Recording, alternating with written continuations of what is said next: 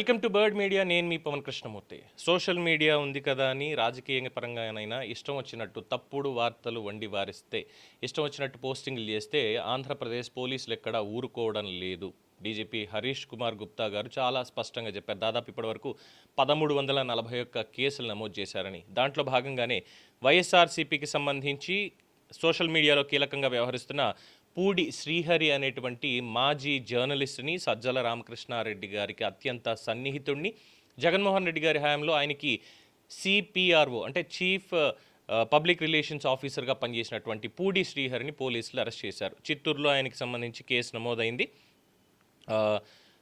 అతను చేసినటువంటి కొన్ని పనులు టీడీపీ నేతల మీద ఇష్టం వచ్చినట్టుగా ఫేక్ నెరేటివ్స్, అక్కడ ఏముండదు, లేకపోయినా ఫేక్ నెరేటివ్ ఒకటి సృష్టించి, ఊహాగానాన్ని సృష్టించి దాన్ని రాసి దానికి మళ్ళీ యానిమేటెడ్ లేదంటే గ్రాఫిక్ డిజైన్స్, పోస్టర్స్ ఇవన్నీ వేసేసి తప్పుడు ప్రచారం చేయడంలో ఇతనే కీలక పాత్ర పోషించాడు అనేది. అలాగే చంద్రబాబు నాయుడు గారి మీద ఈ బ్లడ్ లైన్ అనేటువంటి పాయింట్ మీద సోషల్ మీడియాలో అభ్యంతరకరమైనటువంటి పోస్టులు, బ్లడ్ హిస్టరీకి సంబంధించి యానిమేటెడ్ విజువల్స్ ఇవన్నీ కూడా సోషల్ మీడియాలో షేర్ చేశారని చిత్తూరు జిల్లాలో నమోదైన కేసులోని ఈ అరెస్ట్ చేశామని చిత్తూరు పోలీసులు వెల్లడించారు. అరెస్ట్ సమయంలో ఆయన మొబైల్ ఫోన్, ల్యాప్టాప్ను కూడా పోలీసులు స్వాధీనం చేసుకున్నారు. ఇంట్లో కూడా సోదాలు నిర్వహించారు. సో ఇక దీనికి సంబంధించి వైఎస్ఆర్సీపీ కూడా ఏదో అరెస్ట్ చేసేశారు, అక్రమంగా అరెస్ట్ చేసేశారు. తర్వాత అక్రమంగా పేర్కొంటూనే వైసీపీ నాయకత్వం మండిపాటు.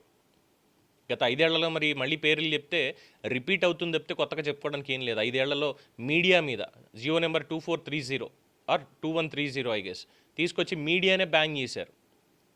కంప్లీట్ మీడియానే బ్యాన్ చేశారు. ఆ తర్వాత జర్నలిస్ట్ని, టీవీ5 మూర్తి గారిని కావచ్చు, వెంకటకృష్ణ గారు ఏబిఎన్ కావచ్చు, లేదు అంటే కుల్ల అంకబాబు గారు కావచ్చు, శివప్రసాద్ కావచ్చు, సోషల్ మీడియాలో పోస్టులు పెట్టారు అనేటువంటి ఎంతోమందిని ఏ విధంగా అరెస్ట్ చేశారు, కేసులు నమోదు చేశారు, సిఐడి ఆఫీసుల చుట్టూ తిప్పించారు అనేది అందరికీ తెలిసినటువంటి విషయమే.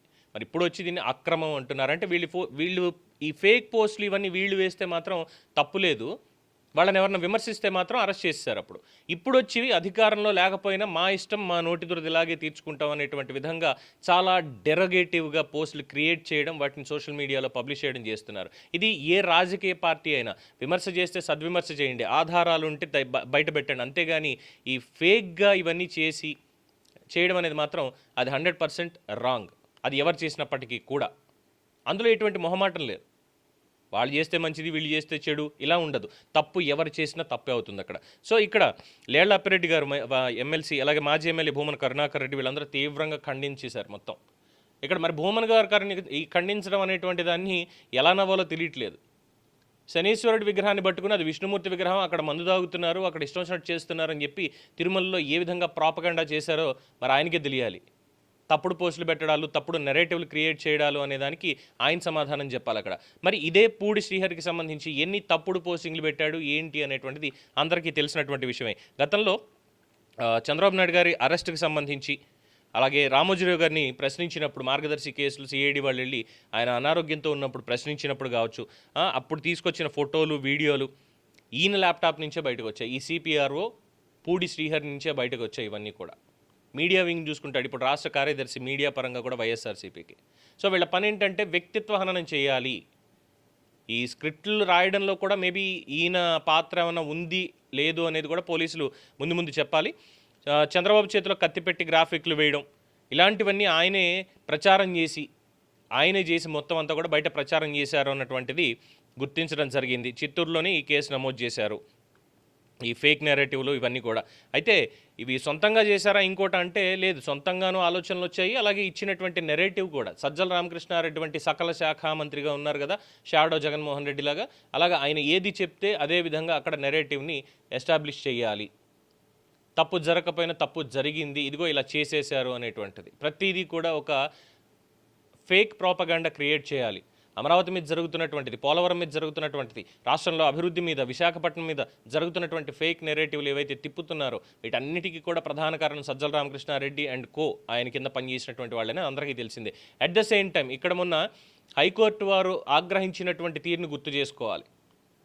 ఆ బ్యాచ్లో ఎవరెవరు ఉన్నారు అనేది. సజ్జల భార్గవరెడ్డికి సంబంధించినటువంటి కేసులో సోషల్ మీడియాలో ఇలా ఉంది, ఆయన మీద లుకౌట్ నోటీసులు ఇచ్చారు అన్న దాని మీద విచారణ జరుపుతూ కోర్టు అన్నటువంటిది రప్పా నరుకుతాం 2029లో విధ్వంసం మీరు చేసే విధ్వంసం కోసం ఎదురు చూస్తున్నామంటే ఎవరు విధ్వంసం చేయాలి, ఎవరు చూస్తున్నారు, దేనికోసం చూస్తున్నారు, విధ్వంసం ఎవరిని చేస్తారు, రాష్ట్రాన్న ప్రజలన అని చెప్పి హైకోర్టు చాలా తీవ్రంగా ఆగ్రహించింది.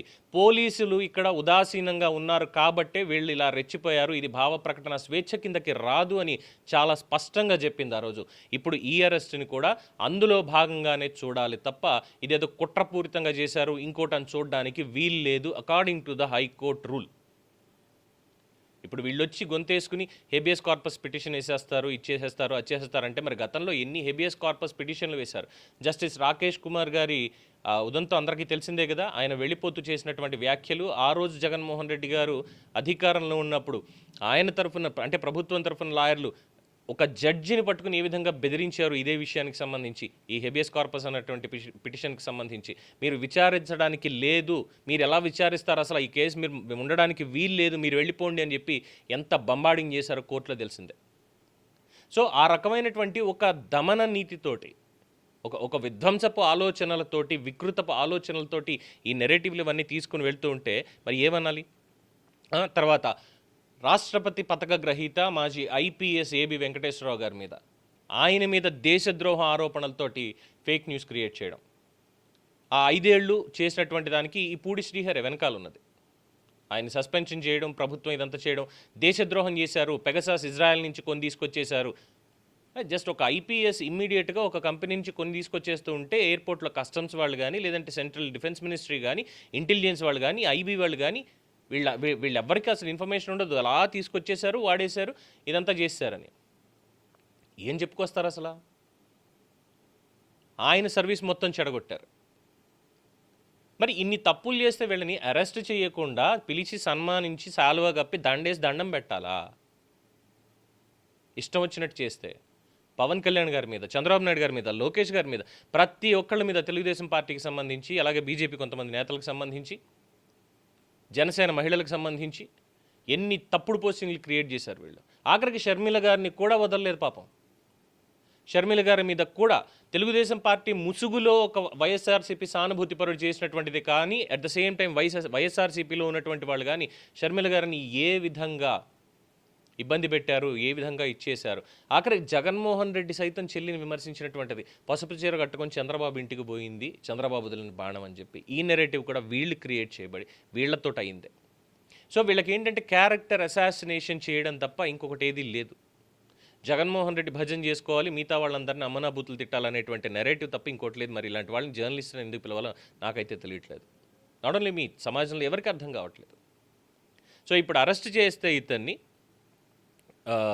తర్వాత ఇంకా చాలా ఉన్నాయి, అంటే పర్సనల్ ఇష్యూస్ ఉన్నాయి, అవి చెప్తే బాగోదు కాబట్టి నేను మెన్షన్ చేయట్లేదు. వాడు వ్యక్తిగతంగా కుటుంబంలో ఉన్నటువంటిది, కోర్టు ఇచ్చినటువంటి రూలు ఇవన్నీ పక్కన పెట్టేస్తే దాని గురించి ఎక్కువ మాట్లాడకూడదు.